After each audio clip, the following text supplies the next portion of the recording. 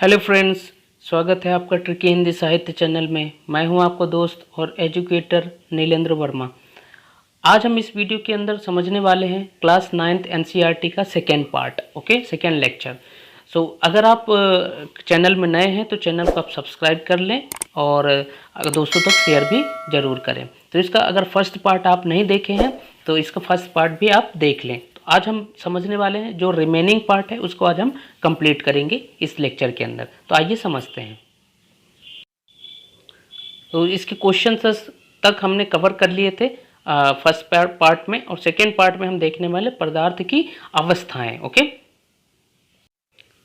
तो इसको हम हैंड रिटन नोट से समझने वाले हैं क्योंकि अच्छा कंटेंट नहीं मिल रहा था, तो मैंने अपने हैंड रिटन से इसको तैयार किया है और आशा करता हूँ आपको बहुत पसंद आएगा। ओके, समझते हैं पदार्थ की अवस्थाएं। तो पदार्थ की अवस्थाएं कितने प्रकार की होती है? 5 प्रकार की होती हैं। कौन कौन सी? ठोस, द्रव, gas, plasma, Bose Einstein and condensate. तो इसके सिलेबस के अंदर, जो 9th के सिलेबस के अंदर दिया हुआ है, इसमें हमें 3 अवस्थाएं ही पढ़नी है। इसके आगे का आपको हायर क्लासेस में मिलेंगी जो अभी आपको नहीं पढ़ना। ओके, आइए समझते हैं इनमें क्या डिफरेंस है, इसमें कैसी सिमिलरिटीज़ है। अक्सर ये क्वेश्चन आपके बोर्ड में पूछा जाता है, तो ये मेन एग्जाम में पूछा जाता है, तो आप इसको अच्छे से समझ लें और इसको अपने नोट्स के अंदर तैयार भी कर लें। तो आइए समझते हैं इसको हम कैसे डिफ्रेंशिएट करेंगे। फर्स्ट हमने क्या देखते हैं? ठोस देखते हैं, सेकेंड द्रव और थर्ड गैस। तो अगर हम फर्स्ट पॉइंट की बात करें तो इसमें क्या होता है? ठोस के अंदर निश्चित आकार होता है और द्रव के अंदर क्या होता है? अनिश्चित आकार होता है, और गैस के अंदर भी अनिश्चित आकार होता है। तो ठोस के अंदर निश्चित आकार कैसे होता है? जैसे आपने देखा होगा कभी भी कोई सॉलिड उठा के देखें, जैसे पत्थर का एग्जाम्पल ले लेते हैं, तो आपने क्या देखा उसमें कि एक निश्चित आकार होता है। मतलब क्या कि उसके हम डायमेंशन को चेंज नहीं कर सकते, ठीक? तो उसका निश्चित आकार होता है, उसका एक जो फिक्स साइज होता है। ओके, और इसमें क्या होता है? द्रव में कोई निश्चित आकार नहीं होता। क्यों नहीं होता? कि हम द्रव को क्या करते हैं, किसी भी अलग अलग बर्तन में डालेंगे तो वो उसका आकार ले लेता है, उसका साइज में कन्वर्ट हो जाता है। ओके, तो इसका कोई निश्चित आकार नहीं होता। और गैस में तो बिल्कुल भी अनिश्चित आकार होता है। जैसे कि गैस को हम कभी किसी भी सिलेंडर में डाल सकते हैं या किसी अलग जो फिक्स बर्थ साइज के जो भी हमें सिलेंडर है या कोई बॉक्स है, किसी के अंदर भी हम डाल सकते हैं। ओके, तो गैस को हम बिल्कुल डिफरेंट साइज के उसमें हम रख सकते हैं सिलेंडर में। ओके, तो इसका भी अनिश्चित आकार होता है। निश्चित बीमाएँ होते हैं। बीमाएँ, अब इसका क्या होता है? डायमेंशन। मतलब क्या कि इसकी लेंथ, ब्रेथ, हाइट एक निश्चित बीमाएँ होंगी, डायमेंशन होंगे। लेकिन द्रव में ऐसा कुछ भी नहीं होता। इसको हम डिफरेंट बर्तन में रख सकते हैं, तो इसका कन्वर्ट हो जाता है इसकी बीमाएँ, डायमेंशन। ओके, और इसमें भी बिल्कुल ऐसे ही होता है द्रव के जैसे। ओके, अब नेक्स्ट क्या है? कठोर होता है। सॉलिड बिल्कुल कठोर होता है। क्यों होता है? कि इसके जो मॉलिक्यूल्स है, इसके जो पार्टिकल्स है जिससे ये मिलके बना हुआ है, तो इसके पार्टिकल्स क्या हैं? बहुत ही पास होते हैं। क्या होता है कि जो इसकी इनके अंदर जो अट्रैक्शन फोर्स लगता है, एक बल लगता है, तो उसका बहुत ही सॉलिड बल लगता है। तो इससे क्या होता है? ये कठोर होता है। लेकिन द्रव में क्या होता है? ये फ्लो करता है, मतलब बहाव होता है। इसमें क्या हो जाता है कि जो इनकी पार्टिकल्स के अंदर जो फोर्स लगता है तो वो बिल्कुल ही कमज़ोर होता है, ठीक? और गैस के अंदर तो ये तो द्रव के कंपैरिजन में ये और भी इसके पार्टिकल्स के अंदर जो बल लगता है वो बहुत ही कम लगता है, अट्रैक्शन फोर्स। ओके, तो ये गैस क्या होता है? बिल्कुल फ्लो करता है। ओके, अब नेक्स्ट क्या है? असंपीड। असंपीड में क्या है कि हम कंप्रेस, क्या अब सॉलिड क्या हम कंप्रेस कर सकते हैं? उसका क्या हम कंप्रेस करके साइज बदल सकते हैं? उसको क्या हम दबा के दोनों तरफ से फोर्स लगा के क्या उसका साइज बदल सकते हैं? ये पॉसिबल नहीं है। वो ब्रेक हो जाएगा लेकिन उसका साइज कन्वर्ट नहीं होगा। ओके, तो क्या है? ठोस क्या होता है? असंपीड, मतलब इसका इनकम्प्रेसिबल होता है। ओके, इंग्लिश में अगर हम बोलें तो। और इसमें क्या होता है? कंप्रेसिबल होता है, मतलब ठोस की अपेक्षा इसमें थोड़ा बहुत कंप्रेसिबल होता है। लेकिन गैस में क्या होता है? ये हाई कंप्रेसिबल होता है, मतलब अधिक अधिक संपीड्य होता है। मतलब हम किसी भी सिलेंडर के अंदर उसको कंप्रेस करके हम उसकी साइज की ज़्यादा हम गैस उसको उसमें फिल कर सकते हैं। जैसे आपने देखा होगा कि सिलेंडर के अगर हम एग्जांपल लें, एलपीजी सिलेंडर, तो एलपीजी सिलेंडर में क्या होता है कि हम 15 केजी गैस हम उसमें क्या कंप्रेस करके उसको उसके अंदर डाल देते हैं। ओके, तो आप एग्जाम्पल से आप आई होप समझ गए होंगे। फिर नेक्स्ट क्या है, निश्चित आयतन होता है। अब ठोस क्या होता है कि एक निश्चित आयतन को घेरता है, मतलब कहीं पे भी हम रख देंगे तो वो जितना साइज का होगा वो उतना स्पेस को क्या करेगा, ऑक्यूपाई कर लेगा, मतलब उस स्पेस को वो घेर लेगा। तो एक निश्चित आयतन होता है, मतलब क्या होता है, इसका फिक्स वॉल्यूम होता है। ओके, नेक्स्ट क्या है, अनिश्चित आयतन। सॉरी, इसमें भी निश्चित आयतन होता है, मतलब क्या, जो लिक्विड भी होता है तो लिक्विड भी हम जिस बर्तन के अंदर रखेंगे तो उतना स्पेस तो वो ऑक्यूपाई कर लेता है। ओके, फिर नेक्स्ट क्या है, अनिश्चित आयतन। अब गैस में कोई निश्चित आयतन नहीं होता, कैसे, क्यों, क्योंकि ये हवा में उड़ती हुई रहती है, मतलब कोई स्पेस ये ऑक्यूपाई नहीं करती, फिजिकल स्पेस ऑक्यूपाई नहीं करती, तो ये क्या होता है, अनिश्चित आयतन होता है, इसका वॉल्यूम क्या है, अनिश्चित होता है। ओके, फिर एग्जाम्पल में अगर हम देखें, मेज़, ईंट, और द्रव में देखें पानी, दूध, और जो इसमें गैस में देखें तो ऑक्सीजन, मीथेन। तो मेज़, ईंट, मतलब मेज़ क्या है, स्टूल वगैरह जैसे हम रखते हैं तो वो जगह घेरता है। ओके, ईंट का भी एक फिक्स साइज होता है, कहीं पे भी रखेंगे तो जगह घेरेगा। ओके, पानी, दूध, ये भी अपने अपने साइज और अपने बर्तन के अकॉर्डिंग इसमें भी ऑक्यूपाई करेंगे स्पेस, लेकिन गैस में ऐसा नहीं होता, गैस क्या हो, हवा में उड़ती रहती है। ओके, सो आई होप आपको ये बहुत अच्छे से समझ आ गया होगा और आप अपने एग्जाम में लिख पाएंगे। अब यहाँ पे कुछ क्वेश्चंस दिए हुए हैं, तो इन क्वेश्चंस को हम पहले समझ लेते हैं। तो फर्स्ट क्वेश्चन क्या दिया हुआ है, किसी तत्व के द्रव्यमान प्रति इकाई आयतन को घनत्व कहते हैं। तो सबसे पहले तो ये हमें अच्छा पॉइंट मिल गया कि घनत्व क्या होता है, घनत्व इक्वल्स टू द्रव्यमान बटे आयतन। अब फिर क्वेश्चन क्या दिया हुआ है, बढ़ते हुए घनत्व के क्रम में निम्नलिखित को व्यवस्थित करें। तो क्या क्या दिया हुआ, इसको हमें अरेंज करना है बढ़ते हुए घनत्व में। ओके, वायु, चिमनी का धुआं, शहद, जल, चाक, रुई और लोहा। ओके, तो ये जो इसमें जो सीरीज दिया हुआ है, जो सीरियल दिया हुआ बिल्कुल सही है।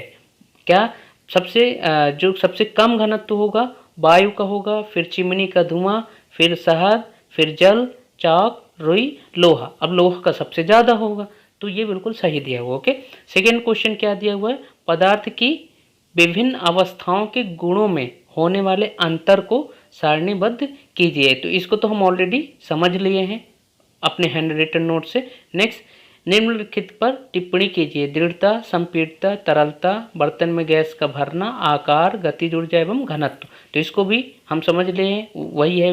ओके, फिर नेक्स्ट क्या दिया हुआ है, कारण बताएं, गैस पूरी तरह उस बर्तन को भर देती है जिसमें इसे रखते हैं। ओके, बी क्या दिया हुआ, गैस बर्तन की दीवारों पर दबाव डालती है। ओके, तो पहला समझ लेते हैं, गैस पूरी तरह उस बर्तन को भर देती है। तो क्या होता है कि जब हम गैस को किसी बर्तन में डालते हैं तो इसके जो मॉलिक्यूल्स है, तो ये मॉलिक्यूल्स बहुत दूर दूर होते हैं, मतलब क्या, बहुत ही जो इनके बीच में जो फोर्स लगता है, अट्रैक्शन फोर्स, वो बहुत ही कमज़ोर होता है। तो ये दूर दूर क्या होते हैं, पार्टिकल्स मूव करते हैं, तो ये पूरे उस बर्तन का स्पेस ऑक्यूपाई कर लेता है। कैसे, जैसे एलपीजी सिलेंडर में हम जब भरते हैं गैस को, तो वो सिर्फ नीचे से नहीं भरती, मतलब वो कहीं भी उड़ती रहती है, मतलब वो पूरे के पूरे बर्तन के अंदर उसके जो पार्टिकल्स है वो मूव करते रहते हैं। ओके, तो क्या हो गया, गैस पूरी तरह उस बर्तन को भर देती है। तो ओके, गैस बर्तन की दीवारों पर दबाव डालती है। अब सिंपल सी बात है, अगर पार्टिकल्स मूव करेंगे तो बर्तन की जो उसकी चारों तरफ की जो दीवार होगी तो उसमें क्या होगा, टकराएगा, तो क्या होगा, दबाव डालती है। ओके, लकड़ी की मेज ठोस कहलाती है, ये तो हम समझ लिया ऑलरेडी।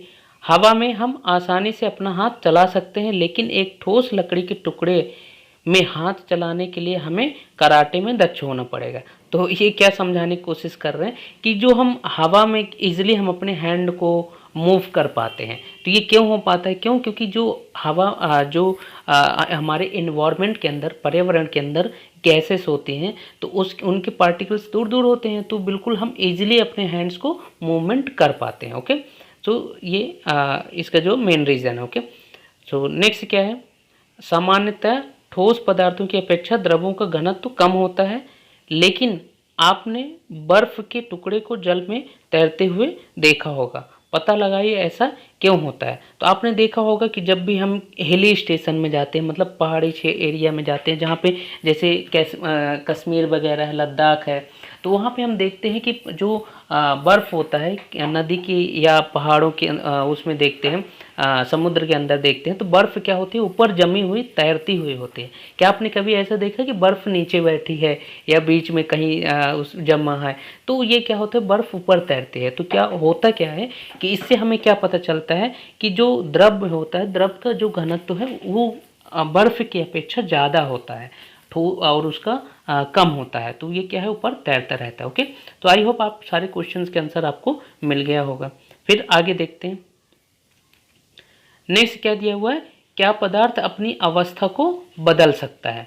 तो ऐसा पदार्थ अपनी अवस्थाओं को बदल सकता है, तो इसको हम समझते हैं किस तरह से कैसे परिवर्तन उनके अवस्थाओं में आता है। तो पहला दिया हुआ है, ये कुछ एग्जाम्पल से दिया है कि कौन कौन से पदार्थ है जो अपने स्टेट्स को चेंज कर सकते हैं, अवस्थाओं को बदल सकते हैं। ठोस जैसे बर्फ, द्रव जैसे जल एवं गैस, जैसे जल वाष्प, है ना। तो ये इन सभी को हम कन्वर्ट करके देखते हैं। तो ये हमें कुछ यहाँ पे एक्सपेरिमेंट दिया हुआ है, तो इसको हम समझते हैं। अवस्था बदलने के दौरान पदार्थ के अंदर क्या होता है? अवस्था के परिवर्तन से पदार्थ के कणों पर क्या प्रभाव पड़ता है? क्या हमें इन प्रश्नों का उत्तर नहीं खोजना चाहिए, यस खोजना चाहिए? तो आइए हम खोजते हैं। ओके, तापमान परिवर्तन का प्रभाव। अब हम इसको सिंपली आपको इसको समझाते हैं, इकट्ठा आपको सब कुछ समझा देंगे। इसके दबाव में परिवर्तन, दबाव में जब इसमें हम प्रेशर देते हैं तो क्या परिवर्तन आता है, तापमान देते हैं तो क्या परिवर्तन आता है। तो आइए हम इसको इजीली अच्छे से समझते हैं। ओके, तो यहाँ पे क्या दिया हुआ, एक एक्सपेरिमेंट दिया हुआ है। तो एक्सपेरिमेंट भी आप प्रैक्टिस के लिए आप इसको पूरा अपने रफ कॉपी में आप इसको प्रैक्टिस कर सकते हैं। क्या एक्सपेरिमेंट के अंदर क्या है, ये एक बीकर है, बीकर के अंदर क्या है, बर्फ है। ओके, और यहाँ पे क्या है, ये स्टैंड लगा है और इसके नीचे बर्नर है, बर्नर मतलब हीट देने के लिए। ओके, और ये क्या है, कांच की छड़ है, और ये थर्मामीटर है, मतलब टेम्परेचर को मापने के लिए। थर्मामीटर क्या होता है, हम टेम्परेचर को उसको मेजर करते हैं। ओके, और ये लोहे की स्टैंड है, और ये हमारा बेस है। ओके, तो क्या देखते हैं, हम इसके अंदर बर्फ़ डालें। ओके, अब यहाँ पे हम हीट करेंगे, तो आप क्या देखेंगे कि धीरे धीरे करके हमारा जो आइस है, मतलब बर्फ़ है, वो किस में कन्वर्ट होने लगता है, द्रव में परिवर्तन होने लगता है। और एक समय आता है कि जब पूरी तरह से द्रव होने के बाद फिर और हीट करते हैं, तो वो किस में कन्वर्ट होने लगता है, वाष्प में। मतलब क्या, जो उसका प्रेसिपिटेशन होने लगता है, मतलब उसका वेपराइजेशन होने लगता है, मतलब उसके छोटे छोटे पार्टिकल्स में गैस के फॉर्म में उड़ने लगता है। ओके, तो हम क्या देखते हैं कि हम ताप जैसे ही देते हैं, तो ताप देने से हमारी अवस्थाओं में परिवर्तन हो रहा है। मतलब कोई एक जैसे ठोस है, मतलब बर्फ़ है, तो उसकी अवस्थाओं में कितने परिवर्तन हो रहा है, मतलब ठोस से द्रव हो रहा है, द्रव से गैस हो रहा है, मतलब वाष्प में कन्वर्ट हो रहा है। तो ये किसकी वजह से हो रहा है, ताप में परिवर्तन। तो ताप हम जब भी अप्लाई करते हैं, उसमें हम हीट देते हैं, तो उसमें हम क्या देखते हैं, अवस्थाओं में परिवर्तन होता है। ओके, फिर नेक्स्ट क्या दिया हुआ है, नेक्स्ट में ये जल से हम वाष्प में कन्वर्ट करने के लिए है। तो ये अब इसमें एक अच्छा पॉइंट है समझने के लिए कि जब भी बर्फ़ को हम पिघला रहे होते हैं, हीट दे रहे होते हैं, तो हम ये देखते हैं जब तक पूरी तरह से बर्फ़ पिघल नहीं जाता, तो उसका टेम्परेचर में जो इंक्रीज़ नहीं होता, मतलब उसका तापमान बढ़ता नहीं है जब तक वो पूरी तरह से पिघल नहीं जाता। तो अब वो पिघलने जब पूरी तरह से पिघल जाता है, फिर उसका तापमान जब हम और देखते हैं, तो तापमान देने के बाद तब वो वाष्प में कन्वर्ट होने लगता है। तो ये आप इस पॉइंट को आप जरूर याद रखें। ओके, तो ये दोनों एक्सपेरिमेंट आप कर भी सकते हैं, बहुत इजी है, इसमें कोई ऐसा नहीं है, कुछ भी ऐसा साइंस नहीं है। ओके, फिर नेक्स्ट देखते हैं, न्यूनतम ताप पर ठोस पिघल कर द्रव बन जाता है, वह इसका गलनांक कहलाता है। तो क्या देखते हैं कि जब भी कोई भी ठोस होता है, तो उसको हम एक एक हीट देते देते एक समय ऐसा आता है कि वो किस में कन्वर्ट होने लगता है, लिक्विड में कन्वर्ट होने लगता है। जैसे कुछ भी कोई भी एग्जांपल ले सकते हैं, स्टील ले सकते हैं, लोहा ले सकते हैं, तो हम उसको पिघला के डिफरेंट साइज में हम क्या कोई भी औजार बना सकते हैं या कोई बर्तन बना सकते हैं। तो आपने ऐसा देखा होगा। तो इसी प्रक्रिया को हम गलनांक कहते हैं। मतलब गलनांक क्या होता है कि जिस मैक्सिमम टेम्परेचर, मतलब उसका मैक्सिमम टेम्परेचर तापमान जिसमें वो गलना स्टार्ट कर देता है, मतलब पिघलना स्टार्ट कर देता है, तो वो टेम्परेचर, वो पॉइंट क्या कहलाता है, गलनांक कहलाता है। तो आई होप आपको ये अच्छे से समझ आ गया होगा। किसी ठोस का गलनांक उसके कणों के बीच के आकर्षण बल के सामर्थ्य को दर्शाता है। मतलब क्या, ठोस के हम जब तक उसकी जो अट्रैक्शन फोर्स है पार्टिकल्स के अंदर, जब तक अट्रैक्शन फोर्स को हम ब्रेक नहीं करेंगे तो वो पिघल नहीं सकता। ओके, तो आई होप आपको ये समझ आ गया होगा। ओके, फिर नेक्स्ट क्या देखते हैं, अवस्थाओं में हम कैसे परिवर्तन, इसको हम कैसे ऑब्जर्व करते हैं, तो इसको हम समझ लेते हैं। ओके, तो ठोस है, अगर हम इसको हीट करेंगे, इसको हम क्या करेंगे, हीट करेंगे, ऊष्मा देंगे, तो किस में कन्वर्ट होगा, ये द्रव अवस्था में कन्वर्ट होगा। फिर इसको और हीट करेंगे तो ये किस में कन्वर्ट हो जाएगा, गैसीय अवस्था में। फिर गैसीय, अब उसको जस्ट उल्टा कर दें तो इसका उल्टा भी हम कन्वर्ट कर सकते हैं। कैसे, गैसीय, अब जैसे वाष्प है हमारे पास, तो वाष्प को हम थोड़ा ठंडा करेंगे तो किस में कन्वर्ट हो जाएगा, द्रव में कन्वर्ट हो जाएगा। द्रव को और ठंडा करेंगे तो किस में कन्वर्ट हो जाएगा, गैस में, वो ठोस में कन्वर्ट हो जाएगा। तो आपने देखा होगा कि जब भी हम बर्तन में खाना पकाते हैं तो ऊपर जो ढक के रखते हैं तो उसमें छोटे छोटे बूंद आ जाते हैं, छोटे छोटे पानी के पार्टिकल्स आ जाते हैं, वाटर के पार्टिकल्स आते हैं। ये कैसे होता है, जो वाष्प होता है, वाष्प जाके उसमें क्या हो जाता है, बिल्कुल जम जाता है, तो वो क्या हो, ठोस धीरे धीरे ठंडा होने लगता है, तो ठंडा होने से वो द्रव अवस्था में आने लगता है, जो हमारा वाष्प होता है। ओके, तो आई होप आपको अवस्थाओं में परिवर्तन समझ आ गया होगा। आगे देखते हैं। ओके,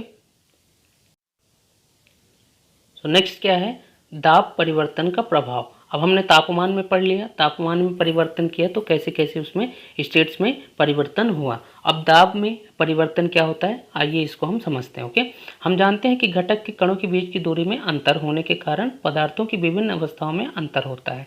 किसी सिलेंडर में भरी गैस पर दाब लगाने एवं संपीडन करने पर क्या होगा, क्या इसके कणों के बीच की दूरी कम हो जाएगी। क्या आपको लगता है कि दाब बढ़ाने या घटाने से पदार्थ की अवस्था में परिवर्तन हो सकता है। तो इसको तो हम अपने रियल लाइफ में भी एग्जांपल्स देखते हैं। जैसे कोई सिलेंडर होता है, सिलेंडर के अंदर हम उसमें एक पिस्टन लगा दे, पिस्टन मतलब उसके ऊपर से दबाव देने के लिए एक हम उसी के आकार को, उसके साइज, सिलेंडर के साइज के आकार का हम एक उसमें दबाव डालने के लिए हम पिस्टन लगा दें। तो ओके, तो सिलेंडर के अंदर क्या हो जाता है, इसको हम गैस को पिस्टन के थ्रू क्या करते हैं, हम प्रेस करते हैं। ओके, तो क्या देखते हैं हम कि जैसे हम प्रेस करते हैं तो ये गैस क्या होती है, दबने लगती है।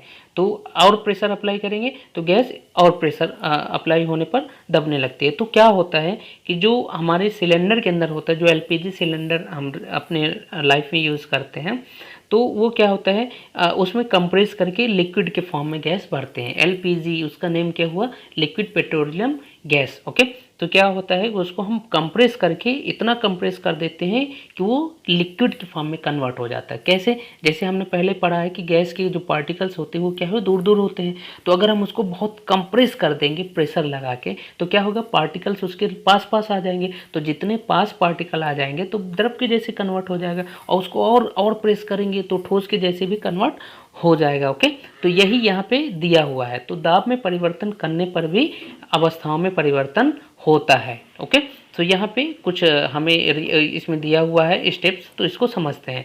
तो सबसे पहले हम क्या देखते हैं कि अगर कोई ठोस है तो हम उसको क्या करेंगे, संगलन करेंगे। मतलब क्या, इसकी जो कन्वर्जन है, तो ठोस को हम क्या करेंगे, उसको दबाव देंगे, मतलब उसमें प्रेशर अप्लाई करेंगे।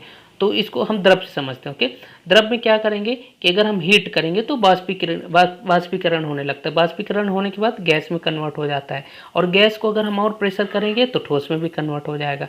ठीक, और अब द्रव क्या होता है, द्रव में हम इसमें देखें कि अगर हम उसको सॉलिड करेंगे, मतलब ठंडा करेंगे, तो ठोस में कन्वर्ट हो जाएगा। मतलब ये सब एक दूसरे को हम कन्वर्ट कर सकते हैं। ठोस को द्रव में, द्रव को गैस में, गैस को वापस हम ठोस में भी कन्वर्ट कर सकते हैं। तो इसके हम बहुत अच्छे एग्जाम्पल्स में हम समझ सकते हैं कि जल एक बहुत अच्छा एग्जाम्पल है, तो आप इसको भी समझ सकते हैं। ओके, तो अब देखते हैं कि इसमें जो अब इसको क्या बोलते हैं, हम संगलन बोलते हैं। मतलब संगलन होता है कि ठोस द्रव में अगर हम कन्वर्ट करेंगे तो हम क्या करेंगे, उसमें संगलन करने, मतलब उसको पिघला रहे हैं, तो द्रव कन्वर्ट हो गया। ओके, और द्रव से अगर हम इसको समझेंगे कि हम उसको हीट देंगे, हीट करेंगे तो क्या होगा, वाष्पीकृत हो जाएगा, मतलब उसके गैसेस के फॉर्म में कन्वर्ट होने लगेगा।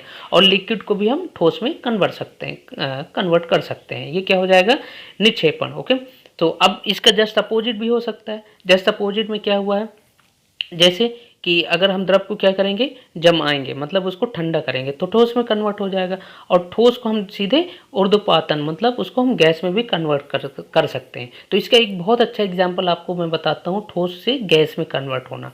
आपने कपूर देखा होगा, कपूर कपूर क्या होता है कि हम उसको जब जला देते हैं तो वो किस में कन्वर्ट होने लगता है, सीधे ठोस से किस में, गैस में कन्वर्ट होने लगता, मतलब लिक्विड में कन्वर्ट नहीं होता। तो आई होप आपको ये समझ आ गया होगा।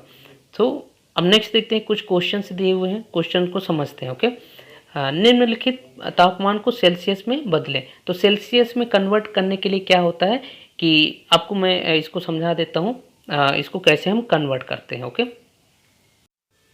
तो हम क्या समझते हैं कि अगर केल्विन से डिग्री सेल्सियस में कन्वर्ट करना हो या फिर डिग्री सेल्सियस से केल्विन में कन्वर्ट करना हो तो हम कैसे करेंगे, इसको समझते हैं।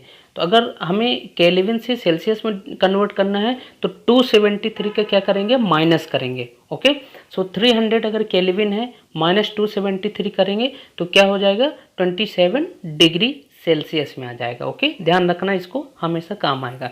573 में हम क्या करेंगे, केल्विन में माइनस 273 करेंगे तो क्या हो जाएगा, 300 डिग्री सेल्सियस आ जाएगा। ओके, इसी तरह से इसका जस्ट अपोजिट हो जाएगा। अगर हम सेल्सियस से किस में कन्वर्ट करेंगे, केल्विन में, तो केल्विन क्या हो जाएगा, 250 डिग्री सेल्सियस में हम क्या करेंगे, 273 केल्विन ऐड कर देंगे। तो 273 जब हम ऐड करेंगे तो क्या हो जाएगा, 523 केल्विन हो जाएगा। ओके, और अगर 100 डिग्री सेल्सियस में हम ऐड करेंगे 273 तो ये क्या हो जाएगा, 373 केल्विन हो जाएगा। तो इस तरह से हम इसको कन्वर्ट कर सकते हैं। ओके, तो क्या होता है, डिग्री सेल्सियस बड़ी इकाई है और केल्विन छोटी इकाई है। ये क्या है, टेम्परेचर मेजरमेंट करने के लिए ये हमारी इकाइयाँ हैं। ओके, सो आई होप आपको ये समझ आ गया होगा और आप अच्छे से कन्वर्ट कर सकेंगे। ओके, सो हमने दोनों क्वेश्चन को इसको सॉल्व कर लिए, first and second. Next question क्या दिया हुआ है, थर्ड, इसमें किसी भी पदार्थ की अवस्था परिवर्तन के दौरान तापमान स्थिर क्यों रहता है।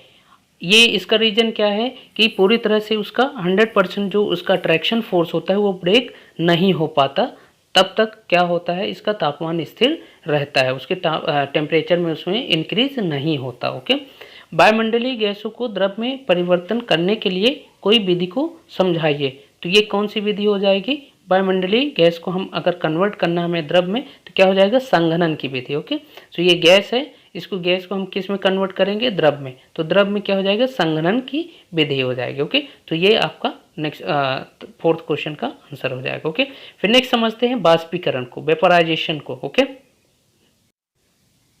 सो आगे फिर से हम अपने हैंड रिटन नोट्स में बाष्पीकरण को समझते हैं। बाष्पीकरण क्या है, यह सतह पर होने वाली प्रक्रिया है जिसमें द्रव पदार्थों में सतह के कण क्वथनांक से नीचे किसी भी तापमान पर वाष्प में बदलने लगते हैं।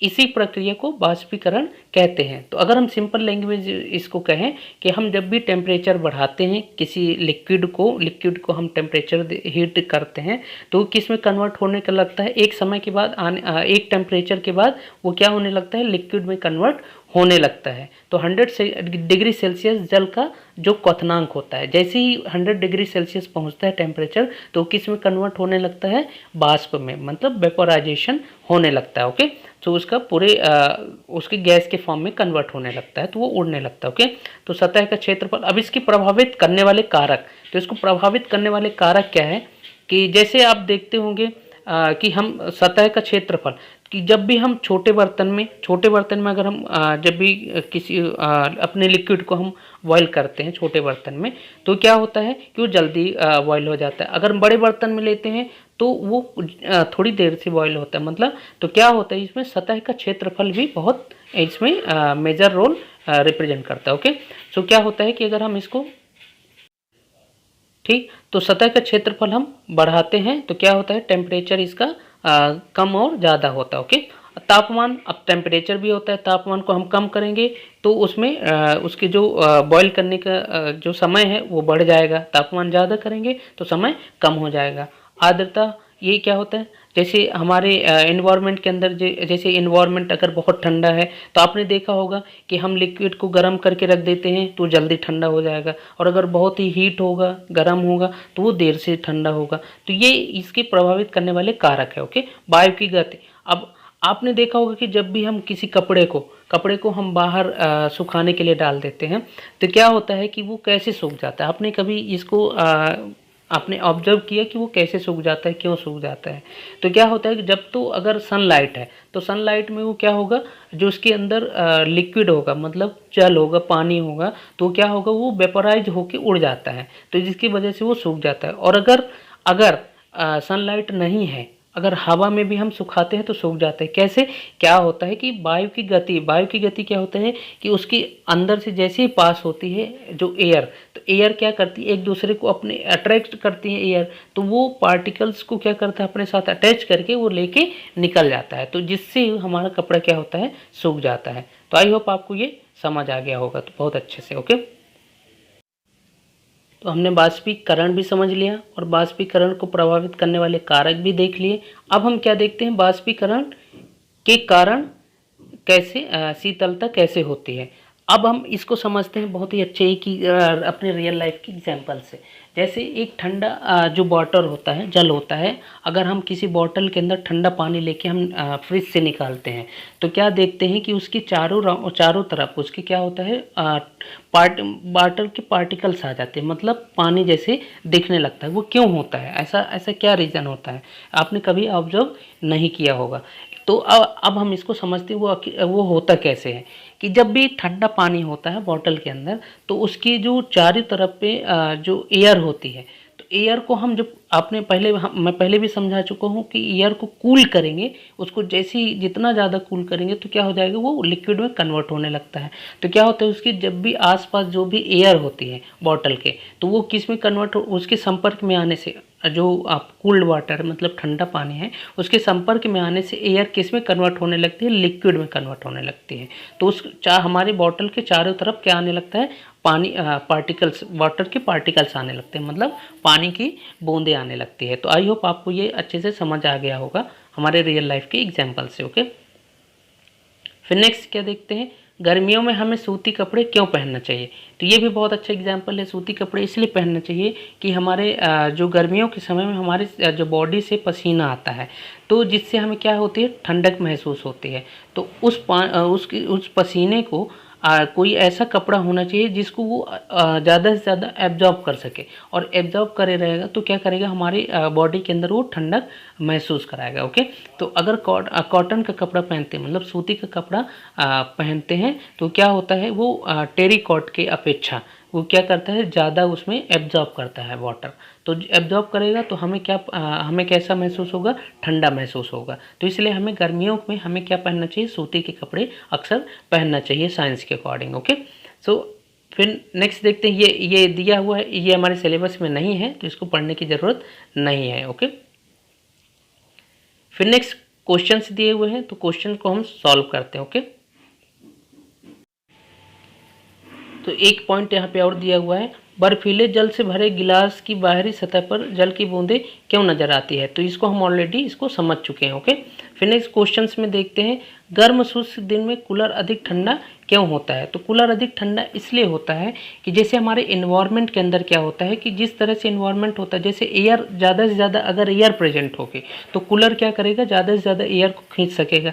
तो हमें उसको कूलर में सिस्टम ऐसा होता है कि उसके वाटर के टच से होके एयर पास की जाती है, एयर आता है। तो एयर जब ठंडे पानी से टच होके आएगा तो एयर क्या हो जाता है, कूल हो जाता है, ठंडा हो जाता है, तो हमें ये ठंडक महसूस कराता है। ओके, गर्मियों में घड़े का जल ठंडा क्यों होता है। तो ये तो सिंपल सा है, जैसे कपड़े के एग्जांपल्स में हम अभी समझे हैं कि हम कॉटन का पहनते हैं तो उसका कॉटन का पहनते हैं तो ठंडा होता है, क्यों, क्योंकि ऑब्जॉर्व करता है। ओके, तो गर्मियों में घड़े, अब इसमें क्या होता है, जो घड़ा जो बना हुआ होता है उस वो भी क्या होता है, एब्जॉर्ब करता है एयर को। अब एयर एब्जॉर्ब करेगा तो ठंडी एयर एब्जॉर्ब करेगा, उसके वाटर जैसे भरा हुआ होता है तो उससे एब्जॉर्ब करेगा, तो क्या करेगा, इसमें उसको पूरी तरह से वो ठंडा कर देता है। क्यों, क्योंकि पूरी जो उसमें हीट होती है उसको एब्जॉर्ब कर लेता है। ओके, सो एसीटोन या पेट्रोल या इत्र डालने पर हमारी हथेली ठंडी क्यों हो जाती है? तो ऐसा क्यों होता है कि जैसे हम अपने हाथ में पेट्रोल डालते हैं या कुछ भी थोड़ा सा डालते हैं तो हमें ठंडक महसूस होती है। तो बहुत सिंपल से एग्जांपल इसके अंदर अगर हम समझें तो क्या होता है कि जब हम उसमें जैसे ही पेट्रोल हमारे अपने हाथ में रखते हैं तो आसपास की पूरी हीट को क्या करता है, वो एब्जॉर्ब कर लेता है, पूरी हीट को उसमें शोषण कर लेता है। तो हीट जैसे ही शोषण कर लेगा तो हमारे आसपास उसमें क्या हो जाएगा, पेट्रोल के पूरे आसपास क्या हो जाएगा, ठंडक होगी। और हीट एब्जॉर्ब हो गई तो क्या होगा, ठंडक महसूस होगी।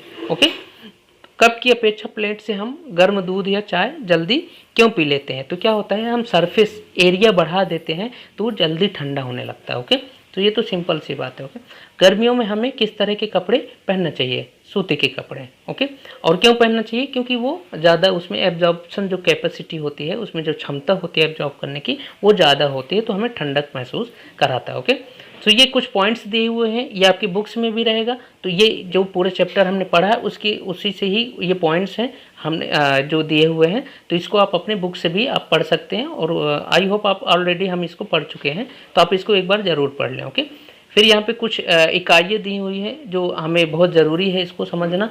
तो तापमान की इकाई केल्विन, केल्विन को हम किससे रिप्रेजेंट करते हैं, के से। लंबाई मीटर, और मीटर को हम रिप्रेजेंट करते हैं स्मॉल एम से। ओके, और संहति किलोग्राम और केजी से। ओके, तो ये क्या हो जाता है, भार, भार को हम किससे मेजर करते हैं, न्यूटन से, और न्यूटन की जो प्रतीक होता है वो एन होता है। Okay, symbol. आयतन घन मीटर में, मीटर क्यूब में हम इसको जो इसका सिंबल होता है वो प्रेजेंट करते हैं। ओके, दाब, पास्कल, पास्कल का जो वो होता है जो इसको हम पास्कल PA से लिखते हैं, जो इसका सिंबल होता है। ओके, तो ये कुछ अभ्यास के क्वेश्चंस दिए हुए हैं। तो अभ्यास के क्वेश्चन में तो हम ऑलरेडी इनको सॉल्व कर चुके हैं, तापमान को सेल्सियस में कन्वर्ट करना और इसको तापमान को केल्विन में कन्वर्ट करना। आई होप ऑलरेडी हम इसको समझ लें, तो आप इसको कन्वर्ट कर पाएंगे। निम्नलिखित अवलोकनों हेतु कारण लिखें। नेप्थलीन को रखा रहने देने पर यह समय के साथ कुछ भी ठोस पदार्थ छोड़े बिना अदृश्य हो जाता है। क्या होने लगता है कि हीट जब भी उसमें कांटेक्ट में आती है तो क्या होने लगता है, धीरे धीरे बाष्पीकृत होने लगता है, मतलब ये ऊपर की तरह उड़ने लगता है। तो ये कुछ समय बाद हम देखते हैं कि अदृश्य हो जाता है, मतलब ये उड़ जाता है। ओके, हमें इत्र की गंध बहुत दूर तक बैठे हुए भी पहुंच जाती है। तो क्या होता है कि हम पहले भी पढ़ चुके हैं कि पार्टिकल्स क्या करते हैं, मूव करते हैं।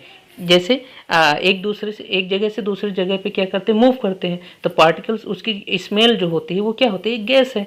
तो गैस के फॉर्म में जैसे हम क्या देखते हैं कि एक जगह से मूव करते हुए वो दूसरी जगह पे पहुंच जाते हैं, तो हमें उसका जो उसकी सुगंध है वो महसूस होती है। ओके, इसी तरह आप एग्जाम्पल देख सकते हैं, अगरबत्ती हम जलाते हैं एक जगह, पूरे रूम के अंदर वो कैसे फैल जाती है, क्यों? क्योंकि उसकी पार्टिकल्स क्या होते हैं, मूव करते हैं, जो उसका स्मेल है वो मूव करता है, उसका फ्रेग्रेंस है। ओके, नेक्स्ट, निम्नलिखित पदार्थों को उनके कणों के बीच बढ़ते हुए आकर्षण के अनुसार इसको व्यवस्थित करें। तो ये क्या है, चीनी क्या है, सॉलिड है। ओके, फिर क्या है, जल, उससे लिक्विड है। ऑक्सीजन क्या है, गैस है। तो पहले क्या हो जाएगा, सॉलिड, फिर लिक्विड, फिर गैस। ओके, और इसका हम अपोजिट भी कर सकते हैं, घटते हुए, बढ़ते हुए, जैसा इसके अकॉर्डिंग आप लिख सकते हैं। ओके, निम्नलिखित तापमानों पर जल की भौतिक अवस्था क्या होगी? इसमें 25 डिग्री सेल्सियस में क्या रहेगा, इसमें लिक्विड रहेगा। 0 डिग्री सेल्सियस में आपका बर्फ रहेगा, और 100 डिग्री सेल्सियस तक में क्या होने लगता है, वो बाष्पीकृत होने लगता है, उसका वेपोराइजेशन होने लगता है। ओके, पुष्टि हेतु कारण दीजिए। ओके, नेक्स्ट क्या है, जल कमरे के ताप पर द्रव रहता है। ओके, 25 डिग्री सेल्सियस ये हमारे जो कमरे का तापमान होता है, मतलब हमारे रूम का टेम्परेचर होता है। तो हम ये जल ही रहेगा। ओके, जल में उसको कन्वर्ट रहेगा। लोहे की अलमारी कमरे के ताप पर ठोस रहती है। कमरे के ताप पर उसका जो हीट होता है वो बिल्कुल नॉर्मल रहता है, तो लोहे की अलमारी ठोस रहता है। लेकिन जैसे हम उसको टेम्परेचर देंगे या उसको हम हीट करेंगे तो क्या होने लगता है, फिर वो लिक्विड में कन्वर्ट होने लगेगा। तो ये तो एक प्रोसेस के थ्रू हो गया। ओके, 273 केल्विन पर बर्फ को ठंडा करने पर तथा जल को इसी तापमान पर ठंडा करने पर शीतलता का प्रभाव अधिक क्यों होता है? तो होता क्या है कि अगर हम इसको 273 केल्विन, केल्विन मैं ऑलरेडी बता दिया हूँ कि अब इसमें केल्विन को हम डिग्री सेल्सियस में कन्वर्ट करेंगे तो क्या हो जाएगा, 0 डिग्री सेल्सियस। क्यों? क्योंकि केल्विन को माइनस टू 73 करेंगे तो डिग्री सेल्सियस में आ जाएगा, तो 0 डिग्री सेल्सियस होगा। तो बर्फ़ को ठंडा करने पर, अब 0 डिग्री सेल्सियस में क्या है, बर्फ़ जो हमारा लिक्विड होता है बर्फ़ में कन्वर्ट हो जाता है। तो बर्फ़ को ठंडा करने पर तथा जल को इसी तापमान पर ठंडा करने पर शीतलता का प्रभाव अधिक क्यों होता है। अब होता क्या है कि जो बर्फ़ होता है, तो बर्फ़ को पिघलने के लिए उसको समय लगता है। बर्फ़ जो होता है वो उसको पिघलने के लिए भी समय लगता है, और जो बर्फ़ होता है कि बर्फ़ सॉलिड उसके जो पार्टिकल्स मूव नहीं करते, वो एक ही जगह पे पिघलेगा, वहीं पे उसको हम टेम्परेचर देंगे तो पिघलेगा। ओके, लेकिन जो वाटर होता है, वाटर की हीट करने पर या उसको हम जब भी टेम्परेचर देते हैं तो क्या होता है, उसके बाष्प होते हैं, उसके पार्टिकल्स होते हैं, चारों तरफ मूव करते हैं, तो हमें क्या हमारे रूम के वो पूरी तरह से ठंडा कर देता है। ओके, जैसे आपने देखा होगा एसी एक जगह लगा होता है लेकिन पूरे रूम को ठंडा कैसे कर देता है, तो यही साइंस है इसके अंदर। ओके, उबलते हुए जल अथवा भाप में से जलने की तीव्रता किसमें अधिक महसूस होती है। अब होता क्या है कि उबलते हुए जल, जैसे जो वाटर को हम बॉयल कर रहे हैं, तो उसमें हीट हमें कम महसूस होती है, लेकिन जो उसकी बाष्प बन चुकी होती है उसमें हमें ज़्यादा हीट महसूस होती है। क्यों? क्योंकि जल में हम देखते हैं कि जल को हम ज़्यादा हीट करेंगे तभी तो बाष्प में कन्वर्ट होगा, और बाष्प जो कन्वर्ट होता है उसका टेम्परेचर ज़्यादा होता है। ओके, तो हमें उसमें ज़्यादा हीट महसूस होती है, मतलब हम उसमें अक्सर ज़्यादा से ज़्यादा हीट रहती है तो जल जाते हैं। ओके, तो आई होप पूरा चैप्टर आपको अच्छे से समझ आ गया होगा, और इसमें कुछ हमें स्टेप्स में दिए हुए हैं, हमें इसको जो इसमें ABCD जो ऑप्शन दिए हुए, इसको हम क्या क्या कौन सी विधि इसमें हम लगाएंगे, तो ये दिया हुआ है, तो इसको भी हम समझ लेते हैं। ओके,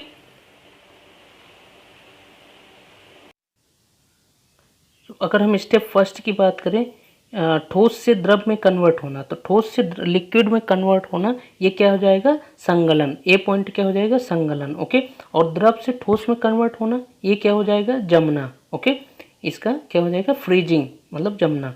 ओके, अब नेक्स्ट देखते हैं, द्रव से गैस में कन्वर्ट होना, द्रव से गैस में क्या हो जाएगा, बाष्पीकरण, और गैस से द्रव में कन्वर्ट होना क्या हो जाएगा, संघनन। ओके, और अगर ठोस से डायरेक्ट गैस में कन्वर्ट होना क्या हो जाएगा, ये सब्लिमेशन, मतलब ऊर्ध्वपातन। मतलब जैसे कपूर का एग्जाम्पल था कि ठोस से डायरेक्ट गैस में कन्वर्ट होना, तो ये क्या हो जाएगा, ऊर्ध्वपातन। ओके, फिर गैस से ठोस में कन्वर्ट होना, ये क्या हो जाएगा, निक्षेपण। तो ओके, तो आई होप आप ये पूरी तरह से आपको समझ आ गया होगा, और पूरा लेक्चर आपको समझ आ गया होगा। तो ये तो एक्टिविटीज़ है, इसको बहुत ज़रूरी नहीं है करना। सो अगर आपको फिर भी कोई डाउट आता है, कहीं पे कोई प्रॉब्लम्स आती हैं, तो आप कमेंट सेक्शन में आप पोस्ट करें, हम उसका सॉल्यूशन ज़रूर प्रोवाइड करेंगे। तो दोस्तों, चैनल को शेयर करें और लाइक करें, और अपने दोस्तों तक भी इस कंटेंट को पहुंचाएं, जिससे उनकी हेल्प हो सके। सो मिलते हैं नेक्स्ट वीडियो के अंदर नेक्स्ट लेक्चर के साथ, तब तक के लिए अपना ध्यान रखें।